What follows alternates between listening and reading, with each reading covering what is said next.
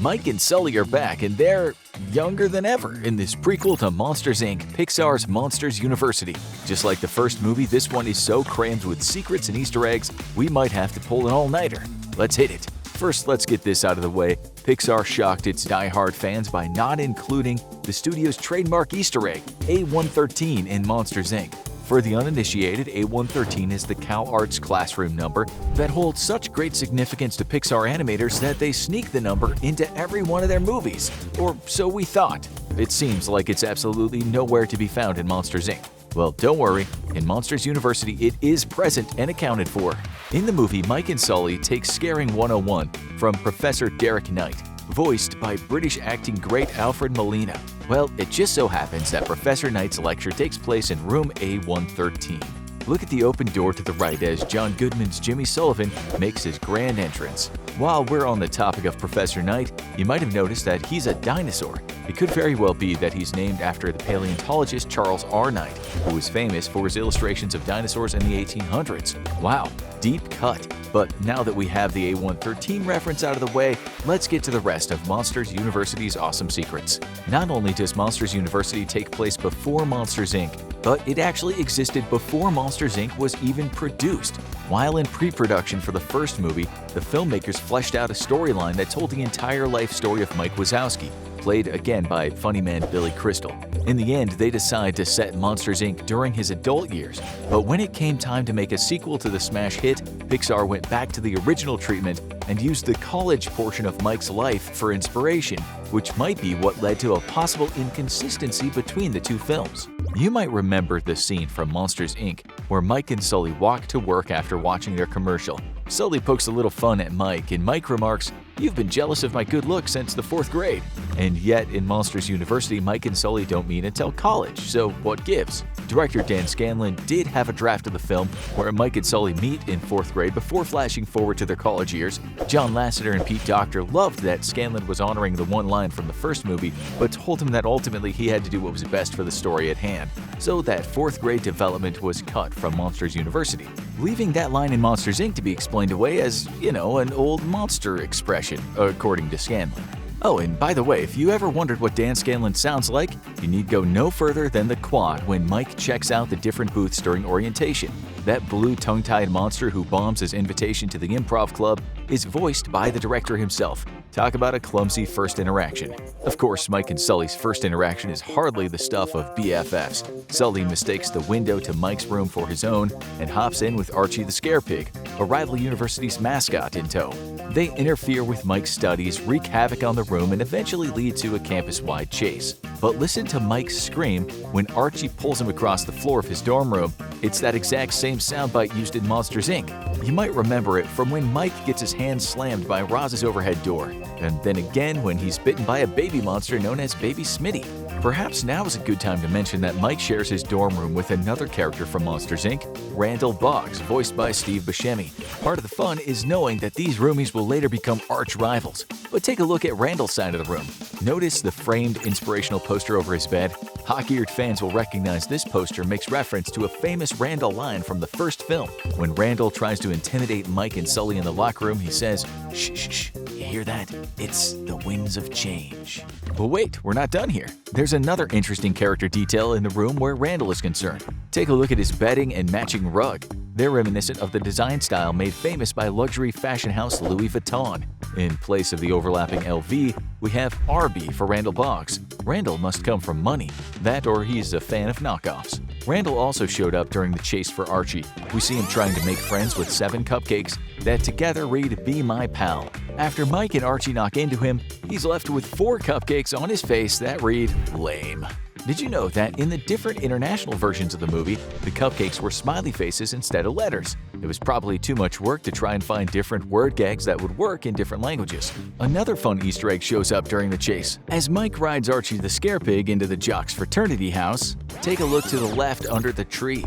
It's another signature sighting of the Pizza Planet delivery truck from Toy Story. The Greek system plays a huge role in Monsters University. Monsters can only participate in the annual Scare Games if they're part of a fraternity or sorority. The Scare Games were first created by Dean Abigail Hardscrabble, voiced by Dame Helen Mirren.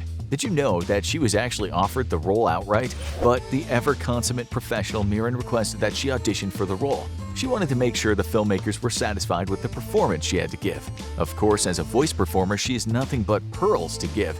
As the character, she gives Mike and Sully no end of grief, even kicking them out of the scare program after the two accidentally break her prize scare canister during finals. Mike and Sully have no choice but to join forces, join a fraternity, and win the scare games in order to be let back into the scare program.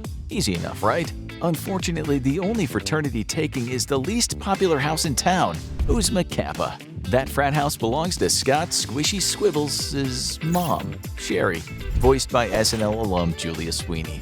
Her son Squishy is one of Mike and Sully's new fraternity brothers and somewhat of a social outcast with a heart of gold. Squishy is voiced by Peter Son, whose voice credits not only include such films as Ratatouille, Luca, and Lightyear, but he performed in and also directed The Good Dinosaur.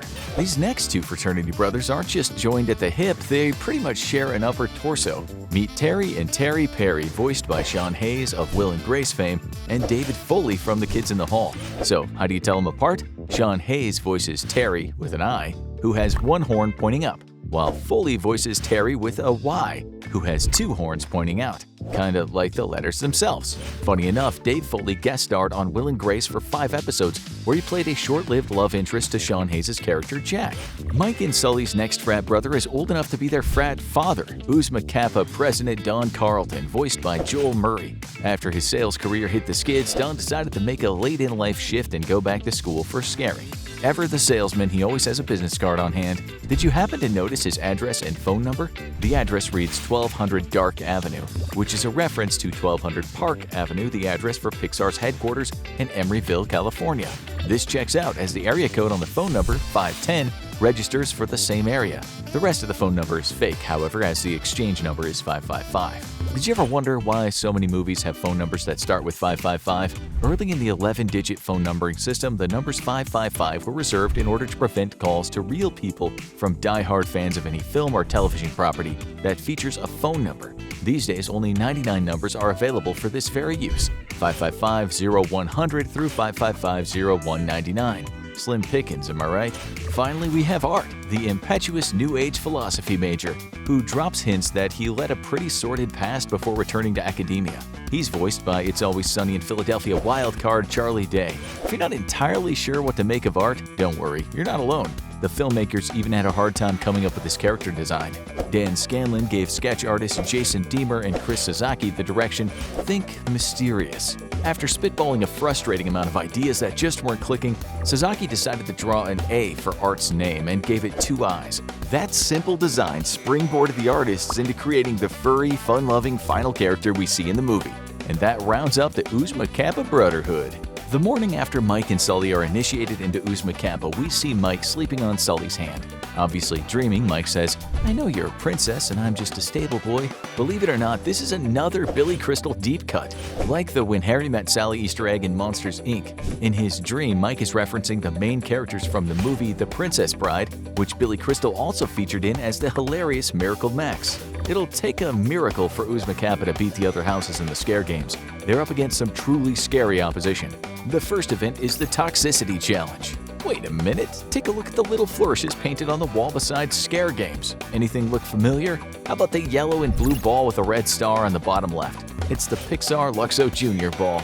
There's another fun surprise waiting at the end of the challenge. Uzma Kappa loses the race because Mike and Sully couldn't work as a team with the rest of the fraternity, but they escape elimination thanks to another team cheating. Feast your eyes on the disqualified fraternity, particularly the orange fellow with the horn on the right. Fans of Monsters, Inc. will no doubt recognize him as a young George Sanderson, the scarer who just couldn't hide from a 2319 violation. He's not alone. Jump ahead to the next event, where the teams need to capture the flag without getting caught by the librarian. While Art is creating a ruckus to distract her, check out the shocked monster in the cap. That's Charlie Proctor, George's coach from Monsters, Inc. I guess those two met in college as well. You also get to see them together on the scare floor at the end of the movie just before Mike takes his first step onto the floor as an official member of the Monsters, Inc. scare team. Did you notice how crossing over meaningful thresholds is a big deal to Mike? He obviously did it on the scare floor. He also does it the moment he gets off the bus and steps onto MU's campus. These are the big steps on the path to Mike's dream. But take a look after he and Sully have been expelled.